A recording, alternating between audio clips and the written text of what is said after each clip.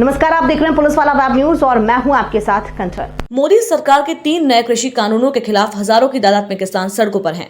केंद्र सरकार और किसानों के बीच हुई अब तक की वार्ता असफल रही। किसान एमएसपी प्राइस की गारंटी मांग रहे हैं। इसी बीच किसान आंदोलन को लेकर राजनीति भी गरमाई हुई है। भाजपा सरकार के मंत्रियों से लेकर भाजपा संगठन के नेता अब तक के अजीब और अभद्र बयानों से भाजपा नेताओं के खिलाफ लगातार तीखी प्रतिक्रियाएं भी आ रही हैं। इसी बीच अब मध्य प्रदेश भाजपा युवा मोर्चा के प्रदेश अध्यक्ष वैभव पवार द्वारा किसानों को लेकर ट्विटर में की गई एक पोस्ट को लेकर उनके खिलाफ किसानों के अलावा कांग्रेस ने भी तीखी प्रतिक्रिया व्यक्त की है। वैभव पवार ने अपने ट्विटर हैंडल पर एक पोस्ट करते हुए आंदोलनरत किसानों को अय्याशजीवी बताते हुए किसान नेता टिकैत को डकैत लिखा है। इसके बाद लगातार वैभव पवार किसान और विपक्ष के निशाने पर आ रहे हैं। विगत दिनों बालाघाट के मैरिज लॉन में वैभव पवार का विवाह समारोह संपन्न हुआ था, जिसमें मुख्यमंत्री चौहान सहित विधायक और मंत्री भी शामिल हुए थे। इस समारोह में कोरोना प्रोटोकॉल का जमकर धज्जियां उड़ाते हुए राजनीतिक रसूखदारों सहित सैकड़ों लोगों को आमंत्रित किया गया था। ये विवाह समारोह एक राजनीतिक आयोजन बन गया था। यहाँ वैभव पवार आने वाले लोकसभा चुनाव के बालाघाट सिवनी संसदीय क्षेत्र से अपनी दावेदारी के लिए राजनीतिक शक्ति प्रदर्शन कर रहे थे। किसानों को अय्याशजीवी कहने वाले युवा मोर्चा के प्रदेश अध्यक्ष वैभव पवार के खिलाफ बालाघाट कांग्रेस कमेटी ने भी तीखी प्रतिक्रिया व्यक्त करते हुए उन्हें एहसान फरामोश करार देते हुए सत्ता के नशे में चूर बताया है और मुख्यमंत्री शिवराज से मांग की है कि किसानों के खिलाफ ऐसे अभद्र टिप्पणी करने वालों को तत्काल पद से हटाया जाए, क्योंकि मुख्यमंत्री भी अपने आप को किसान बताते हैं। चाल चरित्र और चेहरे की पार्टी का चाल चरित्र और चेहरा पूरे देश ने देख चुका है।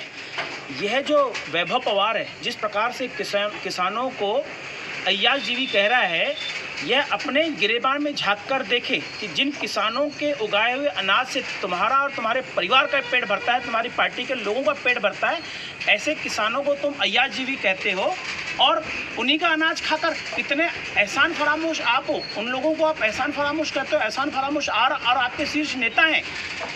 किसानों का अनाज, किसानों से उनका समर्थन, उनका वोट लेकर आपने सरकार बनाई और आप जो है पूरा काम किसानों की फसलों को नीलाम कर कर अडानी और अंबानी के गोदामों तक पहुंचाने का आपका सीधा सीधा काम है। हमारा सीधा सीधा आरोप है कि अडानी और अंबानी को फायदा पहुंचाने के लिए किसानों की बात नहीं मानी जा रही है। किसान सरकार से मांग क्या रहा है?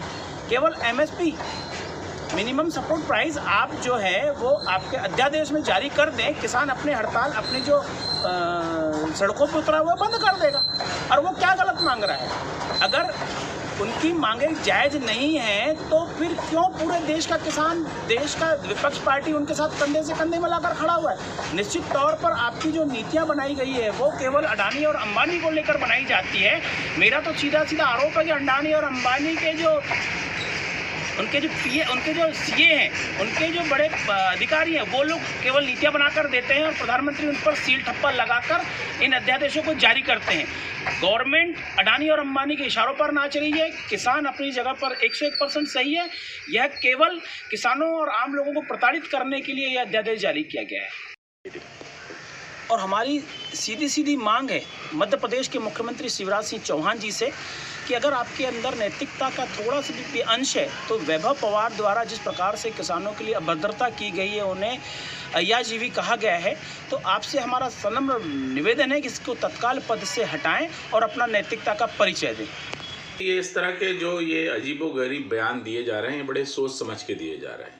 और ये जो वैभव पवार ने जो ये बयान किसानों को लेकर और सम्मानित टिकैत जी को लेकर दिया है, यह भी उनका एक जो सुनियोजित षड्यंत्रकारी मस्तिष्क है उसकी उपज है।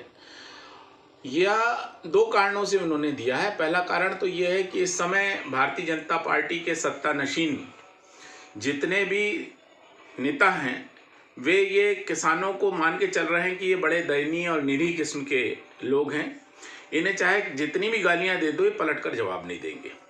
दूसरा कारण, वैभव पवार ने जो ये शब्द का उपयोग किया है और जिसमें उन्होंने किसानों को अय्याश कहा है, ये भी जो शब्द का उन्होंने इस्तेमाल किया है वे उनका जो लक्ष्य है, जैसा कि वो बरघाट के निवासी हैं और इस समय जो बालाघाट सिवनी संसदीय लोकसभा क्षेत्र है, ये भी एक निरीह और बड़ी दयनीय किस्म की लोकसभा हो गई है, क्योंकि यहाँ पर भारतीय जनता पार्टी के लोगों का यह मानना है कि चाहे जो भी यहाँ से प्रत्याशी हो जाए वे चुनाव यहाँ से जीत सकते हैं। इस कारण से ही उन्होंने अपने बरघाट के निवासी होने के बावजूद कोरोना की विभीषिका के दौरान हजारों लोगों के साथ अपना एक विवाह का एक राजनीतिक आयोजन, मैं कहूँगा विवाह का आयोजन तो वो कम था, एक राजनीतिक आयोजन था, उसे उन्होंने बालाघाट की उस विभीषिका के दौर में किया और कोरोना काल के जितने भी गाइडलाइंस थे उनका सरासर उल्लंघन किया। ये दो कारणों से मेरा ये मानना है कि इस तरह के बयान दे रहे हैं, लेकिन वे शायद ये नहीं जानते कि इस देश के जो किसान हैं, जो मजदूर हैं, वे रीढ़ की हड्डी होते हैं, प्रजातंत्र की नींव हैं। अगर नींव को इस तरह से गालियां दी जाएंगी तो निश्चित तौर पर केंद्र की और मध्य प्रदेश की दोनों सरकारें हिलेंगी और इनका अस्तित्व समाप्त हो जाएगा।